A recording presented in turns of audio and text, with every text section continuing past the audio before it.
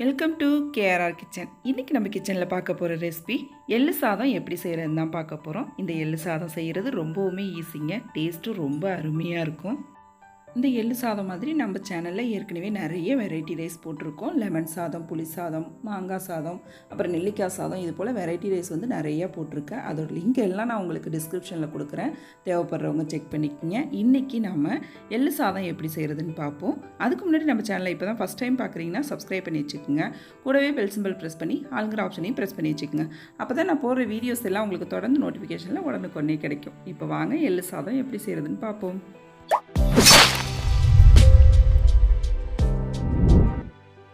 இப்போ எள்ளு சாதம் செய்கிறதுக்கு அடுப்பில் ஒரு கடாய் வச்சுருக்கேன். அதில் 2 டேபிள் ஸ்பூன் அளவுக்கு எள்ளு சேர்த்துக்கிறேன். இது நல்லா படபடன்னு பொரிஞ்சு வரணும்.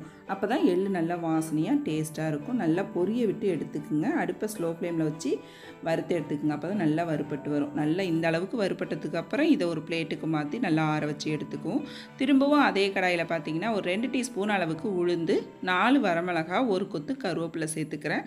இதையும் பார்த்தீங்கன்னா நல்லா செவக்க வறுத்து எடுத்துக்குவோம். இப்போ பாருங்கள், இந்த அளவுக்கு நல்லா வறுத்து எடுத்துக்கணும். இப்போ இதையும் அந்த எள்ளு கூடவே சேர்த்து நல்லா ஆற வச்சு எடுத்து நம்ம மிக்ஸி ஜாரில் சேர்த்து இந்த பொடியை பார்த்திங்கன்னா கொரப்பாக அரைச்சி எடுக்கணும். நைஸாக அரைச்சிடக்கூடாது. இது போல் ஒன்றும் பாதியமாக இருக்கிற மாதிரி கொரப்பாக அரைச்சி எடுத்துக்கோங்க. அப்போ தான் சாதத்து கூட சேர்த்து சாப்பிட்றதுக்கு ரொம்ப நல்லாயிருக்கும். இப்போ பொடி ரெடி ஆகிடுச்சு. சாதம் எப்படி செய்கிறதுன்னு பார்ப்போம் வாங்க. இப்போ அடுப்பில் கடாய் வச்சுருக்கேன். அதில் பார்த்திங்கன்னா ஒரு 2 டேபிள் ஸ்பூன் அளவுக்கு நல்லெண்ணெய் சேர்த்துக்கிறேன். இந்த சாதம் நல்லெண்ணெயில் செய்யும் போது டேஸ்ட்டு ரொம்ப சூப்பராக இருக்குங்க.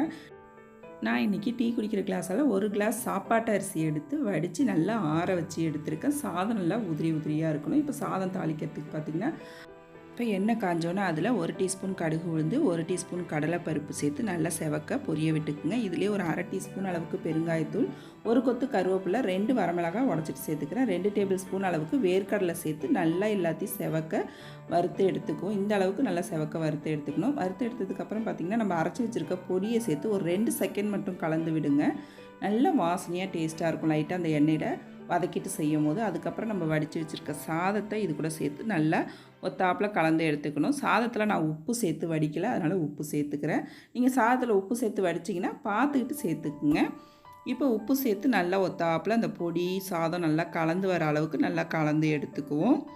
இந்த சாதம் பார்த்திங்கன்னா பச்சரிசி வடித்து செஞ்சோம்னா இன்னும் நல்லாயிருக்கும். சாப்பாடு டேஸ்ட்டாக இருக்கும்.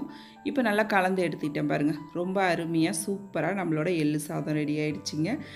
டேஸ்ட்டும் பார்த்திங்கன்னா ரொம்ப அருமையாக இருக்குது. நீங்களும் இந்த எள்ளு சாதத்தை நான் இன்றைக்கி சொன்னது போல் சொன்ன அளவுகளோடு செஞ்சு பாருங்கள். ரொம்ப அருமையாக இருக்கும். செஞ்சு பார்த்துட்டு எப்படி இருக்குன்னு எனக்கு கமெண்ட் பண்ணுங்கள். என்னோட ரெசிபி பிடிச்சிருந்ததுன்னா லைக் பண்ணுங்கள், ஷேர் பண்ணுங்கள். மறக்காமல் நம்ம கேஆர்ஆர் கிச்சனை சப்ஸ்கிரைப் பண்ணி வச்சுக்கோங்க.